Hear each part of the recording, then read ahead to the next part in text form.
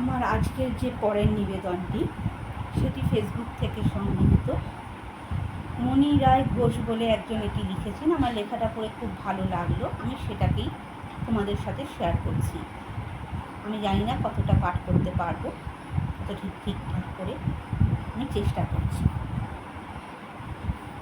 হয় যদি সে নারী শরীর, থাকে যদি জনিদার, তবেই সে ভোগ্য বস্তু, রূপের তার হয় না বিচার।